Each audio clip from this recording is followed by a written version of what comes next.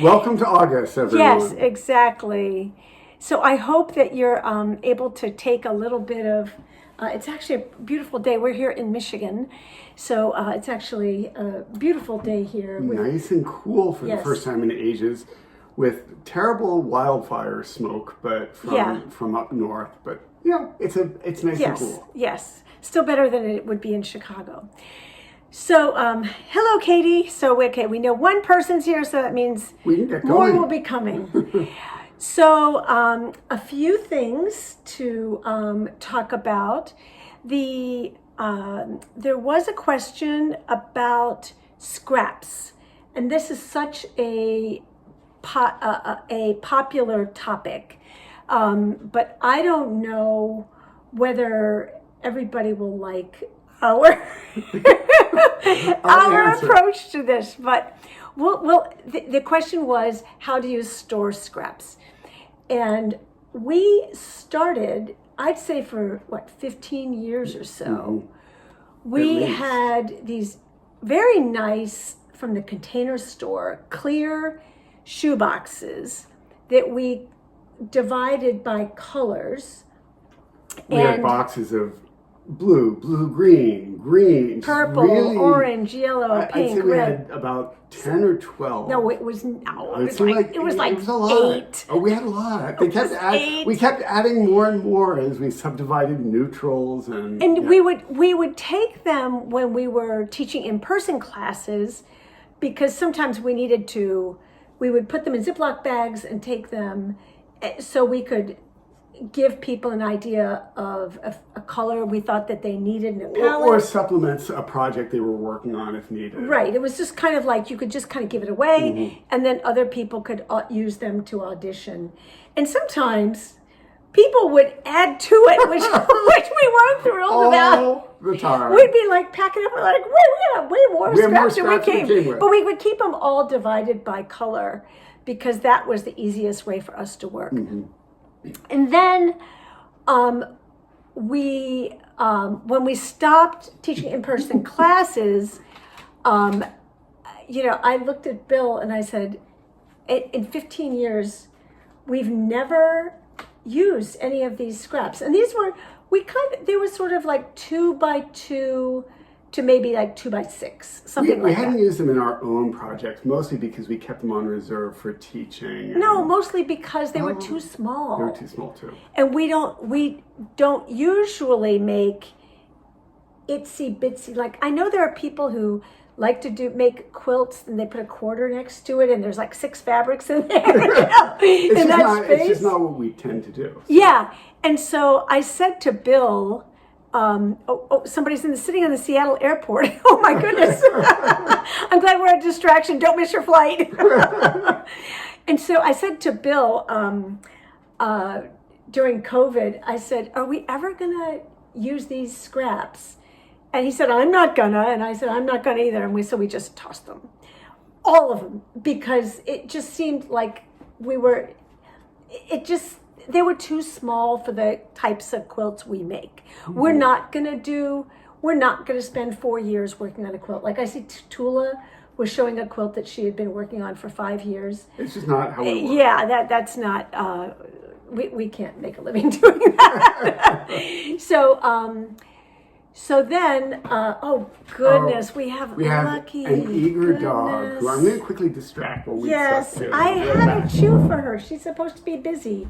Maybe bring her bed closer. At any rate, so then what we decided to do, so we had the small scrap shoe boxes, and then we did this, so this is an example of, this is how our stash is organized.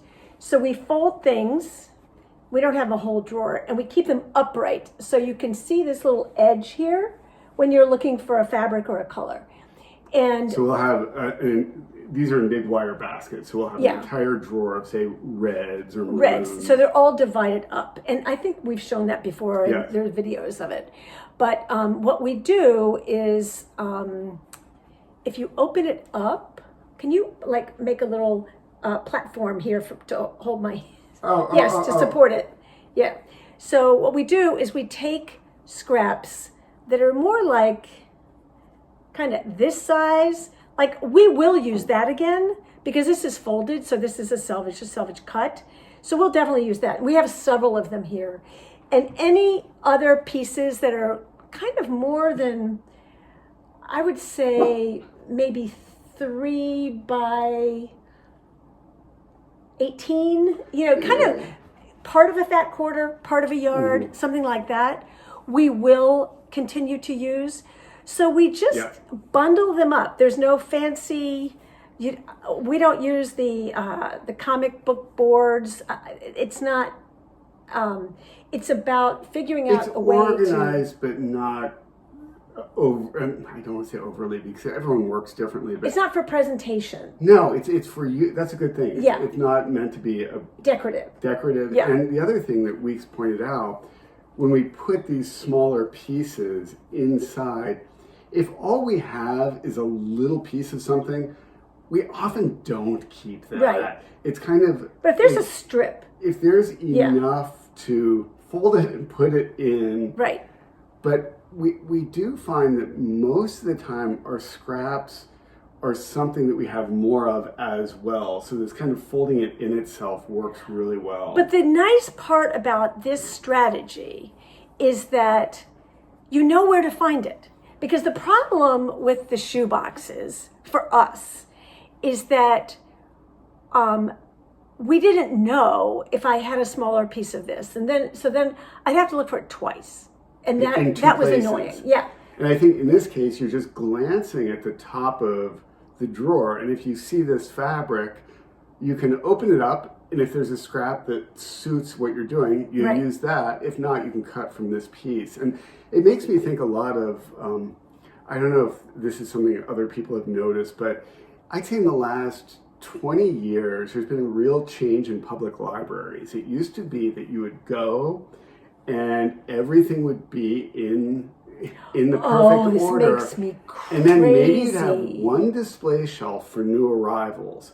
Now there are often 5 or 6 or 10 special sections highlighting different books, so it's not recreational sports or mysteries for summer, and then you've got to go, which are separate from the staff. So you got to go look in multiple places to see if you can find your book, and this is kind of the same thing. This tries to get everything in one place rather than scraps are in one place, larger pieces are in another. So it always is a matter of what works for you. So we're not saying this is what you should do. But somebody was asking what we do. Right. Yeah. And it's like, what's really nice is if people explain what they do and share that, then you figure out which method helps you. And you can try it. If it doesn't work, no problem.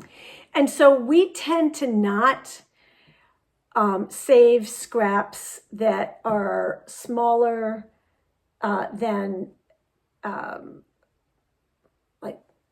3 by 12 or something 3 by 10 or 8 by 10. Unless it's one of those fabrics you just don't ever want to Liberty. That's a little different situation. And I do think the biggest challenge with that is having them in some way that's visible so you see them, because... And that was the problem with the shoe boxes. We just couldn't see them. Is that because... we were always packing up at the end of a gig. We were shoving them in, and we tried.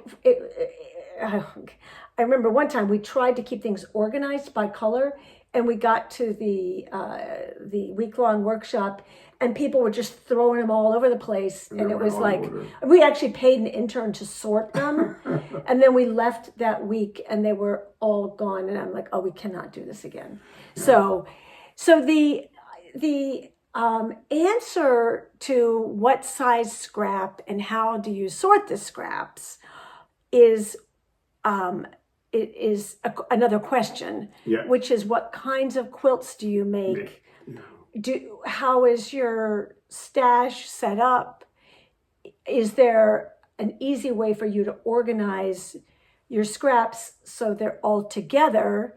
Or, because if you're somebody who makes a ton of applique quilts, for example, then you might want to sort yours by piece size, kind of like 3x3 or 5x5 or larger, or so, I think that the way to sort scraps is to look at the types of quilts you make and sort so they're easiest for you to find what you're looking for. And the reality is the types of quilts you make for many people changes over time. So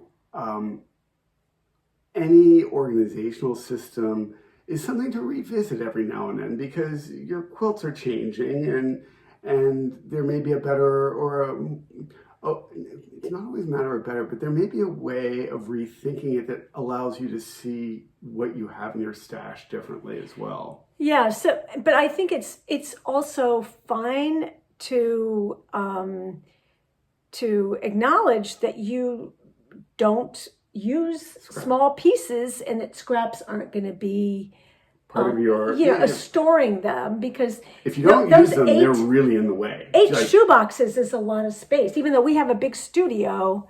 It's a lot of space, but it's also a lot of headspace that you kind of sometimes, if you hang on something, feel obligated to use it. Right. And if you have a quilting friend who's a big scrap person, maybe they would love to have your scraps and it would free you of that storage. The one thing I can say that I think is sort of universal, though, is that you want to store your scraps in a method that makes it easy for you to find what you're looking for. You don't want your storage or your scraps or your stash or whatever to be an obstacle to your creativity. That's like a real big thing, I think. So I hope that helps you. Yeah. Although, as always, when I pull something out, I'm like, I haven't seen that I fabric know. in a long time. That's like 8 years old or so, right? Yeah, that's an old one from a long time ago. Okay, so do you want to talk about Plaid Party and the decisions we made about the quilting? So I'm going to have to stand up to show a quilt that we designed a long time ago and just finished. Hold on. I want to just look at Pat's comment. Sometimes all those little scraps make me feel anxious when I see them. That was kind of that's kind of how I felt. I felt like, am I being wasteful and not using them? And should I be using them more often? And then I thought, it's just like,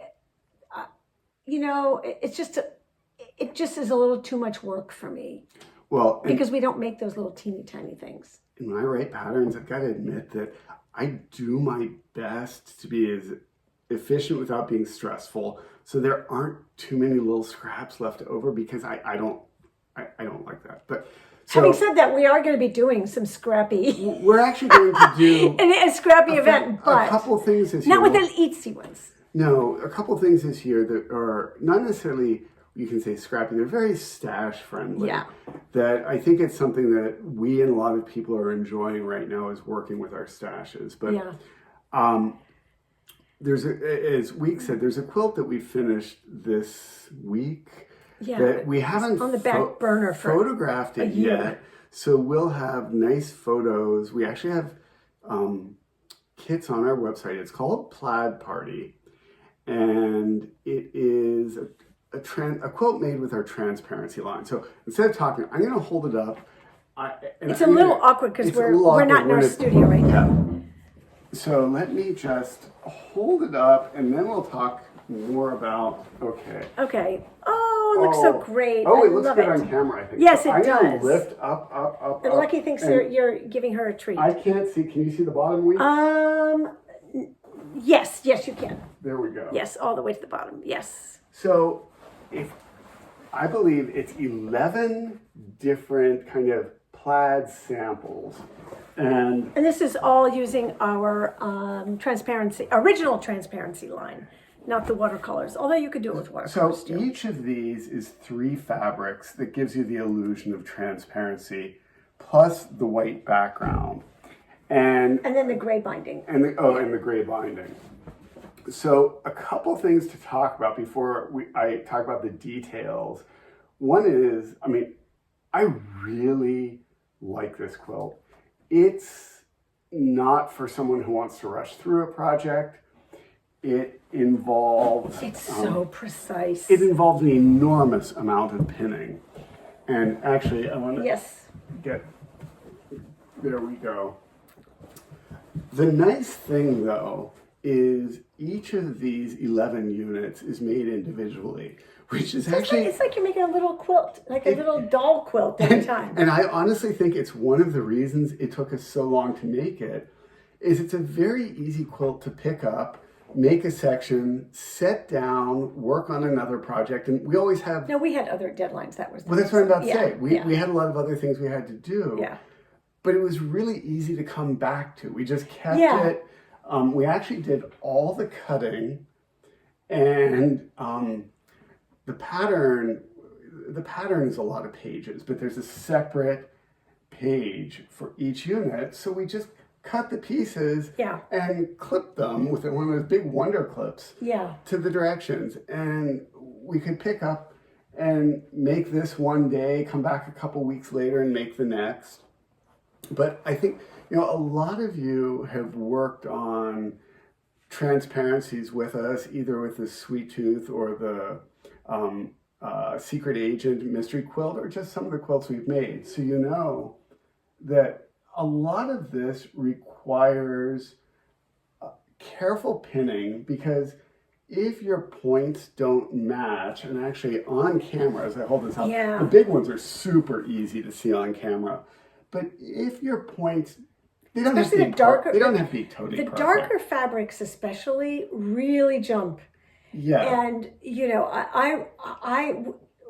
were cutting carefully and everything, but, it's like a sneeze, and suddenly, you're off at a 16th of an inch. And I know I'm holding this up, and I see things that I did that aren't totally perfect, but they're really good. Yeah. And the overall illusion is there. It is kind of worth the hassle because it looks so good, I think. Yeah, it's definitely a very graphic quilt. It has a strong presence, especially on this white background, because there's high contrast. But, we had so many back and forths. I think part of the reason it didn't get quilted for a while is we couldn't decide how to quilt it. Yeah, well, it took a long time to piece. Yeah. And then... to finish piecing. Once we had that top pieced... And I want to just interject, sorry. It didn't take a long time. It took us a long time because we were doing it in the middle of other quiltalongs. Right. And, there were just suddenly a lot of deadlines.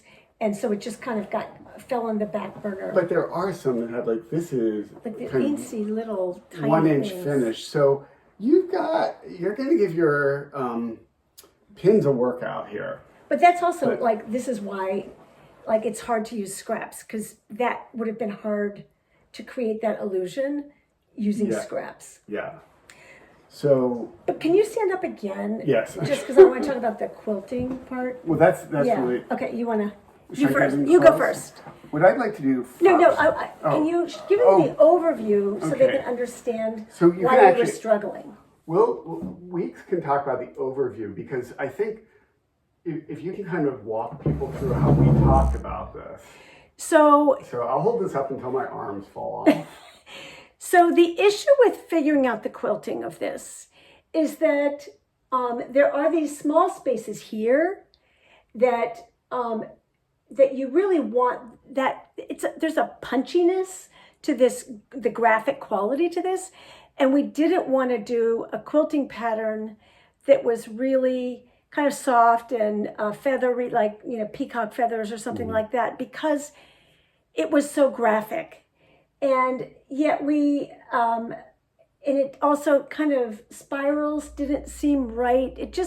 We couldn't figure out what we wanted to do, and we didn't want to just do parallel lines or a standard grid or something like that. I do want to say, I think parallel lines could actually work, but we just felt that the thing about, if the lines were just parallel, it would look a little too computerized. Yeah. We didn't want it to look like We never really wanted our quilting to look like it was done by Statler stitching, which is like automated, stitching. And so here's another technical thing.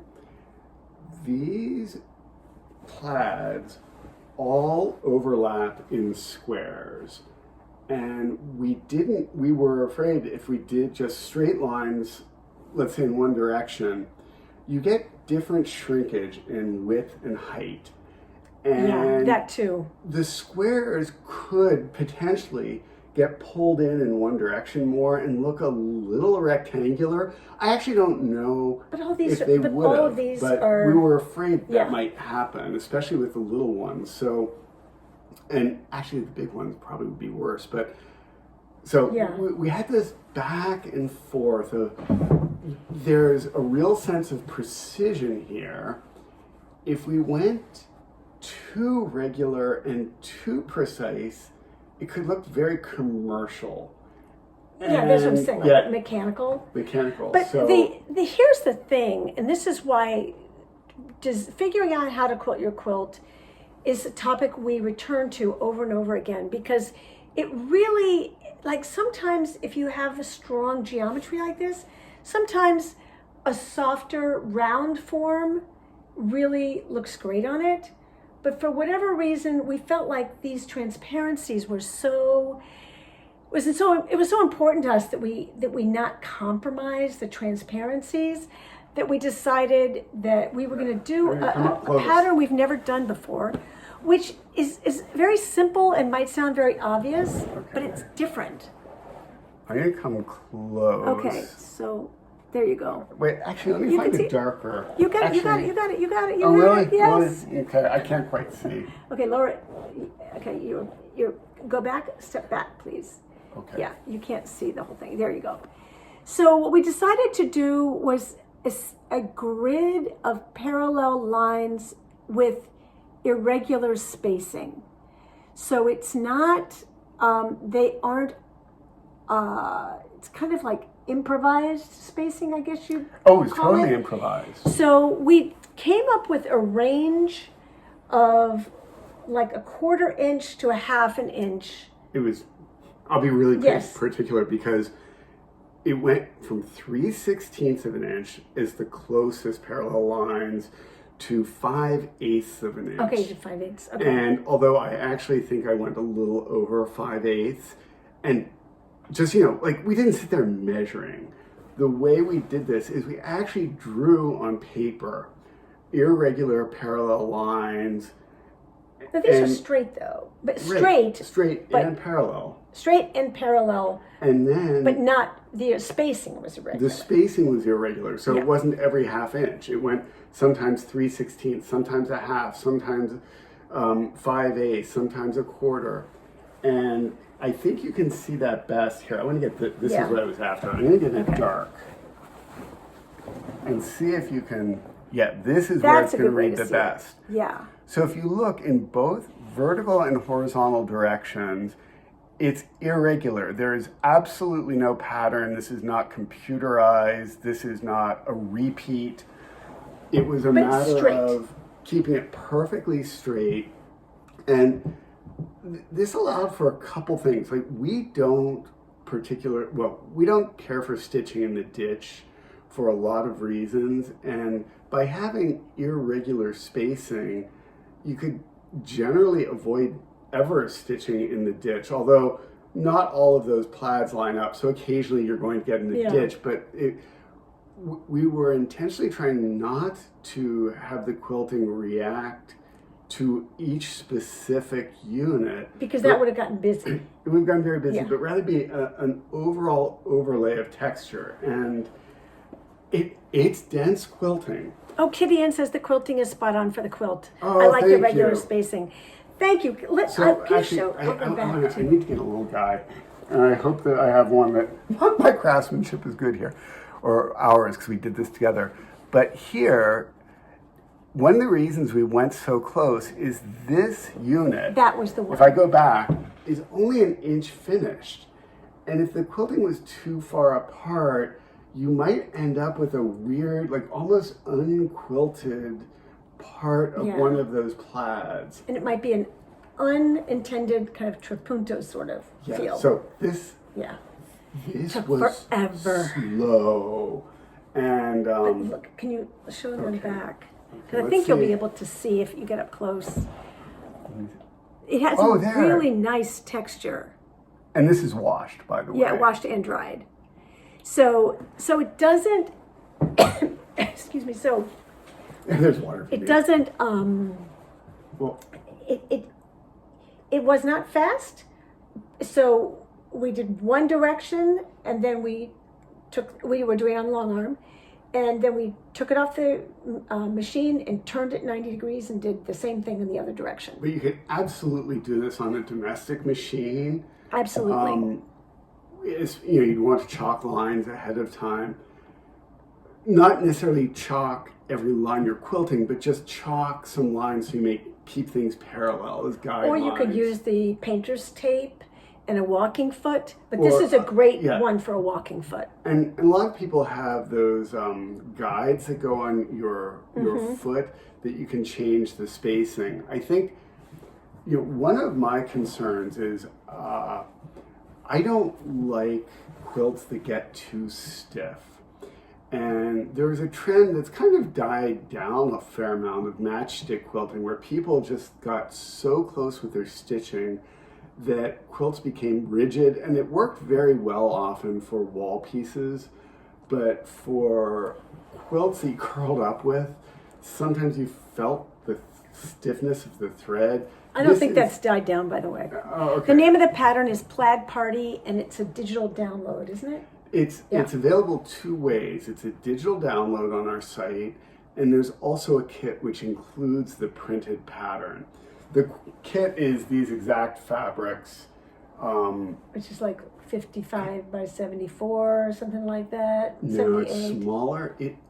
I will say, it shrunk with all this quilting. The quilting. The finished quilt, I believe, was 49 inches wide, and I think it started out 54. So wow. Shrunk a lot. So usually with the washing, I'm going to expect about 3% shrinkage. With this quilting and the washing, I think it was at least 8%. It really pulled in. And those fabrics were pre-washed. Yeah. Yeah. The quilting thread is white. Oh yeah, that's a good point. It's a good question, actually, Pat. let me hold this back again. Yeah, so you can see, because if everybody always thinks quilting thread will stand out more than it does. Yeah, a lot of people would be worried, like, I can't do white, it's just going to stand out. Like, even a foot away, you barely But see it. when you show them that one, There. see, you can see it's white. But from a distance, like from 4 feet away, you can't see it. Get a little farther away and it disappears. But, this is a very multicolored version. If you had the pattern download, and you could really change this up by having all blues. Or You could use 3 fabrics in a background. Absolutely. But this is one where, for those of you who have been, who've done either Secret Agent or Sweet Tooth, you have the tools now to be able to figure this out, and it's just whether especially you use Sweet Tooth, because you did all of those hue-based triads where you had A plus B equals C, and those would just turn into this. So if you had fabric combinations and you did Sweet Tooth, and you had fabric combinations you love, you could pull those out and basically apply them to this pattern. I mean, when we designed it, we wanted some that were very, very striking from a distance. You'd really see the intersection. We didn't want to hide the quilting. No, then we had others where you kind of got this red-violet that from a distance isn't nearly the intersection it doesn't shout at you. So they all have 3 fabrics, but they behave differently depending on the combinations. And I want to respond to Lorraine's great comment that it emphasizes the space between, which is where the light, beauty, and joy sit. Oh, that's poetic. Yes, Lorraine. very poetic. But this quilt is all about negative space. And it is all about, can you hold it for 1 second? You don't need to stand up. Oh, well, it's easier. It's all about the fact that these don't line up, and that, that these interesting spaces that are made over and over and over again as all of those little grids interact. And, so we didn't want to do any quilting that was going to compromise those negative spaces. And they're not all perfectly lined up intentionally. So if you look at this blue-green by my left hand and this kind of violet by my right, look at the space above them. They're not equal distances from the binding.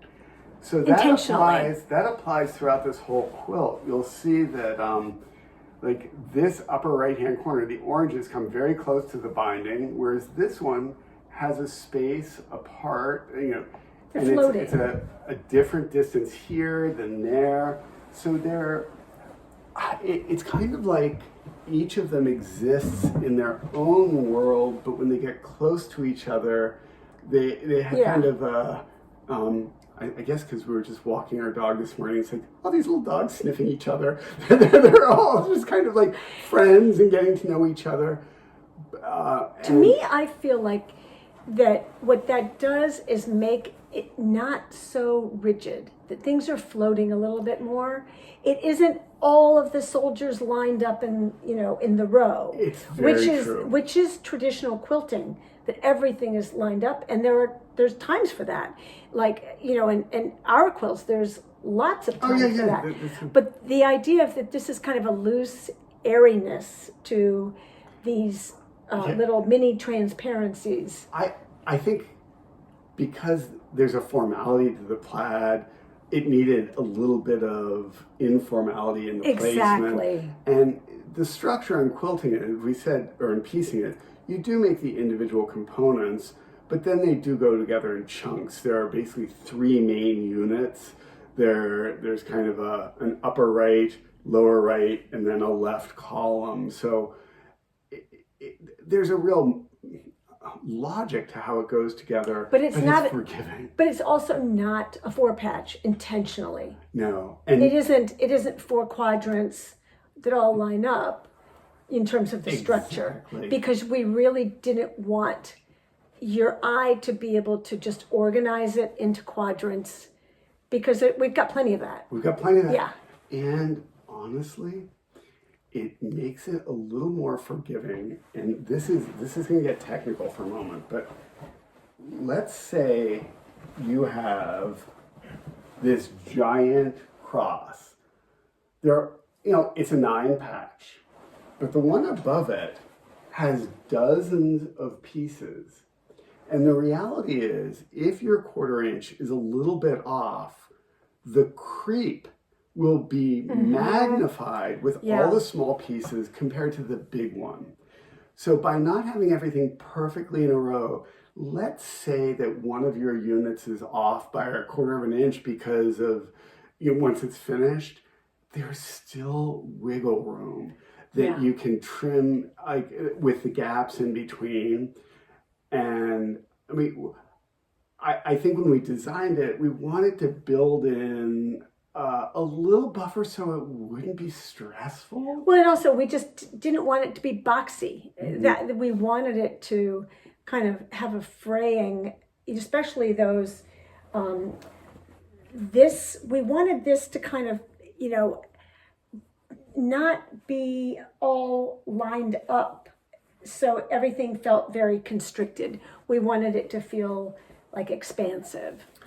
So May says that when she does straight line quilting, she obsesses over the spacing to try to keep it even. I'm glad, and that this will be something you'll try. That's also a component of when we're making decisions about our quilting, because we I mean, occasionally we'll do kind of blockbuster quilting, but I really, our goal is to help you make your quilts. And, most people don't have a long arm, and a lot of people would like to be able to quilt their own quilts on their machine. And so I feel like it's extra credit for us if we can come up with a new, doable, achievable, modern stitching strategy that you haven't seen before, and that you can do on your own machine. And I do want to go back to, I said that we drew out a sample, and we did that on just a piece of 8.5 by 11 printer paper. And I actually ended up quilting this. We both pieced it, but I did the quilting. And what I did is I took that piece of paper that we had drawn out the spacing, and I just set that on the quilt as I worked on it. And I didn't use it to measure where I was going to put each line. I did it as just kind of a vibe and a spirit, because sometimes you draw something and what you drew doesn't translate as well as you thought it would to the quilt. But I it's somewhere to start. And after doing a few parallel lines of quilting, I'm like, yeah, this feels really right. But I liked having it there on a piece of paper, because one of the challenges of working on long arm is after you quilt an area, you roll it up and it's no longer visible. Yeah. And very often, but even if you're on a domestic machine, you've rolled it up. You roll it up. Yeah. And then it's dinner time and you got to go cook. Yeah. And then something comes up the next day and you don't get back to the quilt until 2 days later. And having that visual reference for me is always helpful. Anytime I quilt anything, and this has been 25 years now, mm-hmm. I have a mental. I think of a measurement I know and can understand. Like, that's a quarter size. That's for me anyway. It's coins. That's a quarter size. Really, that's a dime size. Or a pencil's width. Yeah. But and I make a note in my brain, like even if it's a stipple, that I'm going that the stipple is tight enough that I couldn't fit a nickel in it, or it's a little bit larger than a dime, or something like that, because I find that. Like Bill, I often have the paper next to me, but sometimes if you're doing really like the doodle quilting that I do, I can't be looking at it. It's too fast. Oh, yeah. So I need it in my brain that it needs to be like somewhere between, that the absolute smallest size is the size of like a black bean or something like that. Yeah, exactly. And I think no bigger than a quarter, I'm never looking at my visual reference as I quilt. It's kind of like I look at it, I quilt, I look at it when I take a break. And so it's in my mind, but I'm not coordinated enough to look at something and try to copy it as I'm looking. Yeah, I'm not either. I'm just not that good. But I do think it does help you get, if you're to the point where you have to change thread, you can look either from the memory of a measurement, like a coin or something, or a sketch, and say like, oh, I'm getting a little bit, I need to tighten it up a little bit, or I'm getting too tight and I need to, because especially with a big quilt, if it's a queen size quilt, when you're working on it over a month or whatever on a domestic machine, that's, you need to be able to have some sort of reference point. So I thought I want to talk about one other little detail that comes up with a quilt like this. So if you look at these, we've got high contrast, dark purples and blues and white. And there are so many pieces. Oh, right. So you get the inevitable threads. And you lose threads. Loose threads that get in the quilt sandwich. They're like little thread terraces. They are thread terraces. And so with that quilt sandwich on It's very different if you're on a domestic machine because you base the whole quilt first.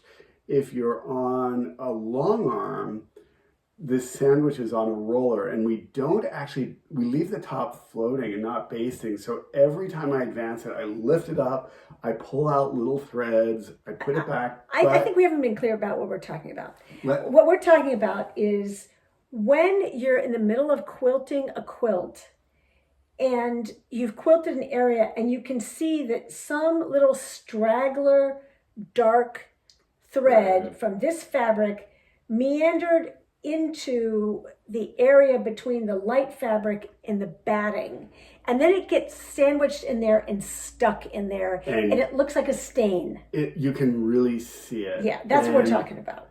And that's the thread terrace. Yes, we're really careful. I mean, before we make the sandwich, before we quilt it, we trim all the threads. They escape. They're going to get in there. And in the past, I've always kind of fished them out using 2 pins, almost like chopsticks. And that's gotten, as my eyes have gotten worse, that's gotten harder. I actually wear magnifying glasses as I'm doing this. But then I realized there was a quilter's trick that I had never done until this quilt, that at craft shops, quilt shops, there are these little kind of rough needles that are designed for repairing snagged sweaters or snagged socks. They tend to have names like Snag Nabbit, and it'll be a half smooth needle, and probably half of you probably know this, and I just learned it recently, but you can feed it through so it goes past the loose thread, and you twist it a bit, and it snags that thread. And you have to be very careful so you don't tear your quilt, but you pull it back through, and I'd say 7 times out of 10, it pulls the thread out. It does, it's super satisfying when it works, and really annoying when it doesn't. I for those of you who have had this situation, we did many years ago. Do you remember this quilt? We did a twin size white, all white. It was supposed to be a picnic quilt for the children of a billionaire. Yeah, most kids don't. I know. Most people would not want a white picnic quilt. A white for children. It makes no sense. Yeah, but it was the check was good. The check was very good.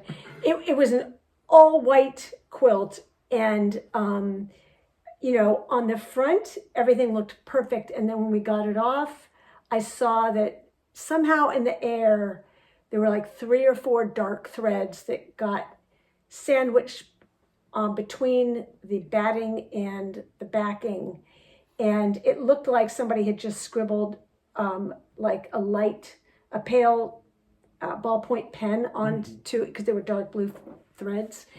And if you haven't had to do this, thank your lucky stars, but I took 2 pins and separated the fibers at a strategic point, it very, very carefully, and then coaxed the thread out, kind of what felt like a fiber at a time, and was able to eventually pull it out, and you couldn't see it. Nancy mentioned that tiny crochet hook works to pull out. That was my thought too, and we have a lot of tools, but we don't have any crochet hooks that small. That tiny. There's a tiny crochet hook that goes between. Okay.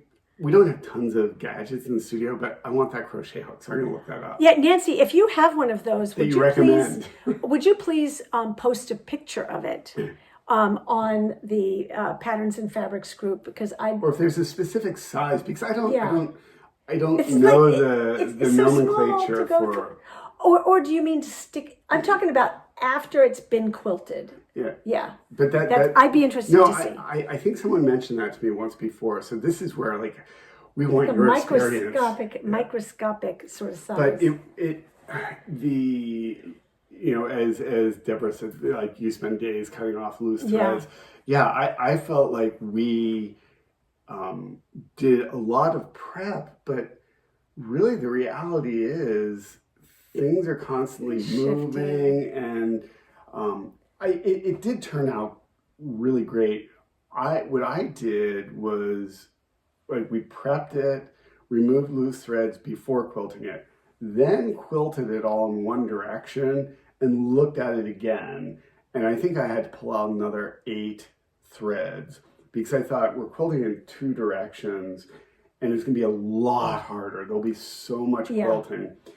And I'm sure there's still some in here. I haven't looked closely. I'll have to do that. But one of the things that I think is a good tip that we can give you for dealing with this when you're preparing a quilt is to use one of those sticky lint rollers over the back of it and over the batting.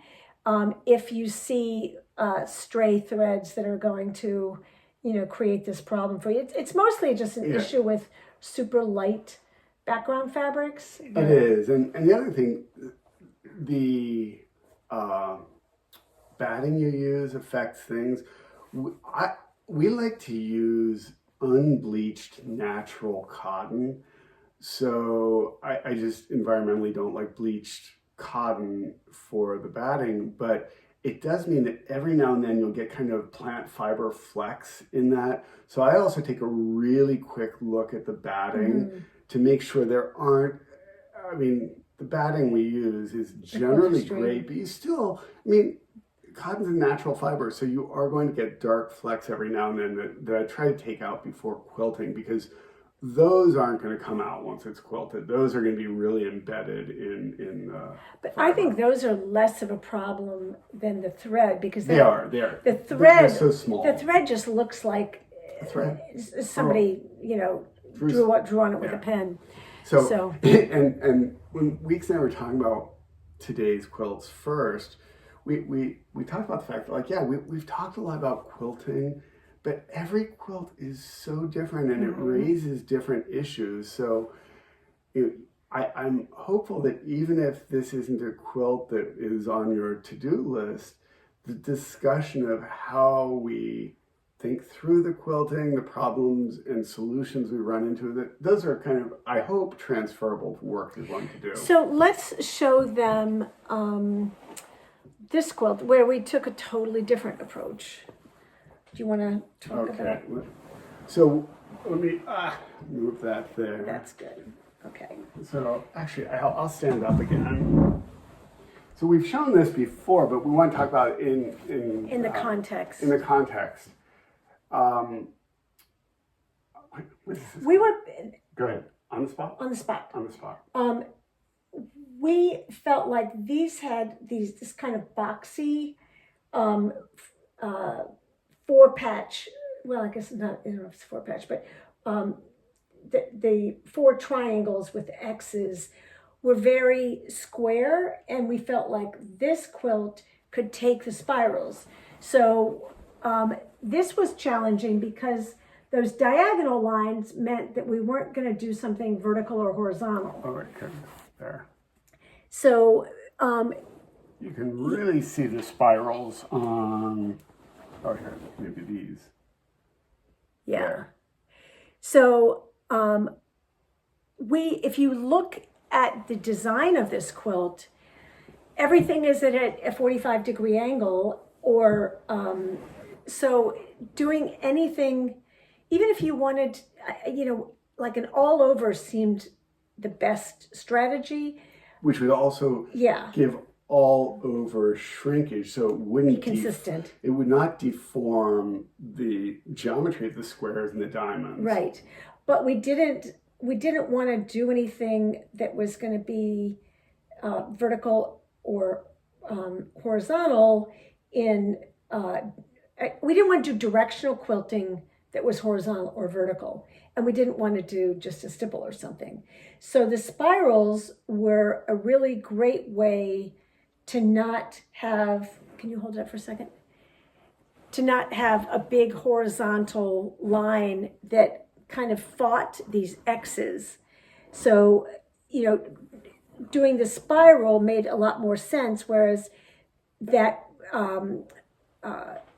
pattern we just showed you with the verticals and horizontals would have really fought these 45-degree angles, and we didn't want to do that. Plus, when you have, this is kind of, I'm going to say 3/8 of an inch apart.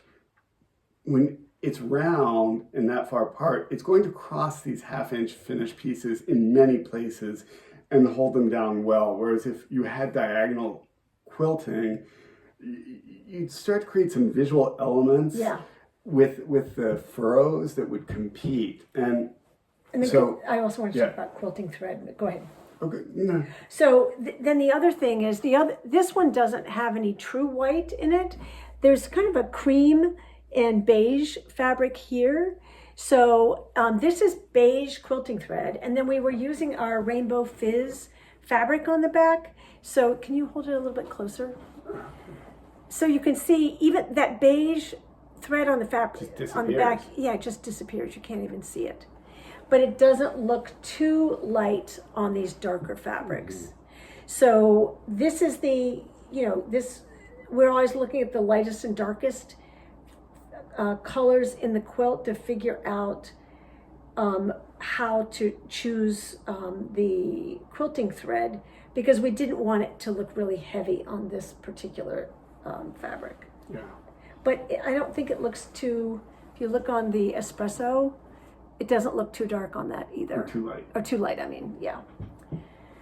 So it's interesting when, as soon as we finish one quilt, it kind of makes you sometimes revisit another one that you've just done, or you think like how talking about the two together helps give a better understanding of those decisions. Okay, so we have one more thing to talk about. An announcement. Yeah. No, it's not there. It's not official announcement. Oh, okay, yeah. Okay, we're starting a new mystery quilt on October 1st. Well, that's what I mean by an announcement. Yes, it's not on our website yet. The title of it will be scrap friendly, stash friendly. We'll tell you the title and then you said the title. Yeah, I'm getting there. It will be called Matchmaker. And that will begin, it will be a 6-week quiltalong, October 1st. Not on our website yet, but we will be giving you information about fabrics and size options and all of that coming. But I know people's falls book up, and we hope you'll join us. Oh, and it will be, it will involve improvisational piecing. Yes. Which will be a lot of fun for those of you who haven't done it, because it's kind of the opposite of the super precision that we had. It'll be a mix. Yeah, you'll be some precision. Yes. So it'll be a combination, I guess, yes. of precision and improvised piecing. But with every mystery quilt we do, we want to have fun. We want you to learn different things. Or if you've done a bunch of improvisation, you'll see new ways of combining ideas and techniques. So I'm order within chaos, or chaos within order, order within structure, chaos. well, yeah. Improvisation within structure. Yes, yes.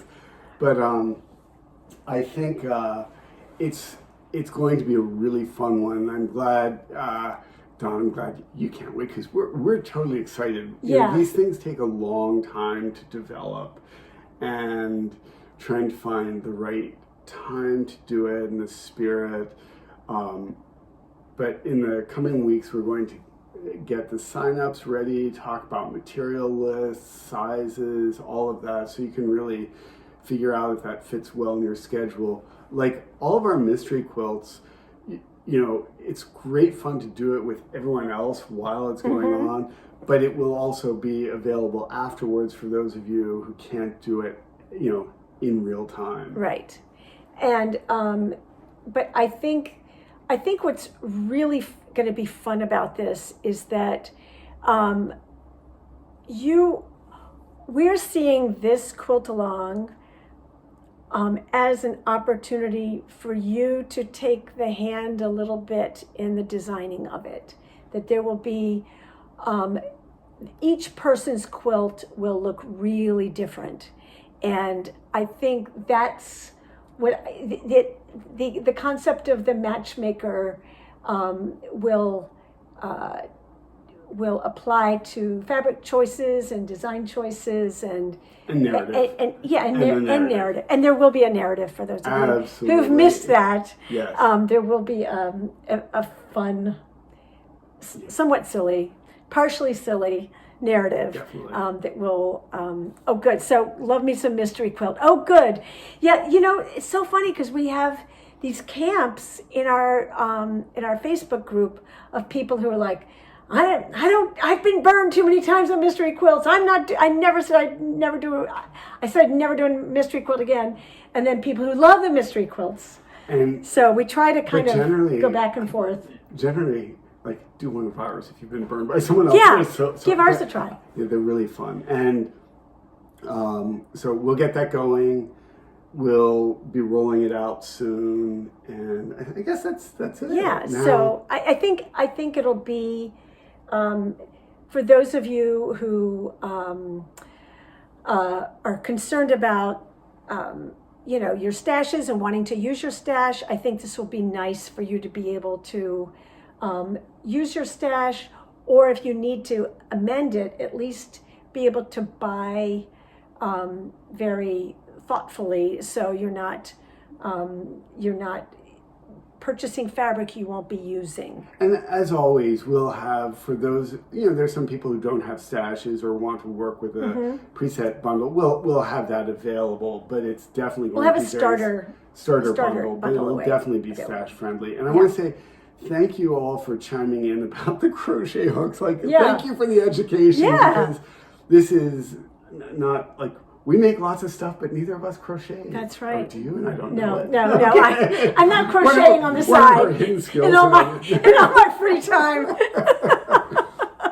So, hope you have a great day. We're going to enjoy cool weather, which has been really rare here. Yeah. And that's it. So we will be announcing Matchmaker details soon, but it's sort of hard for us to launch that kind of thing remotely.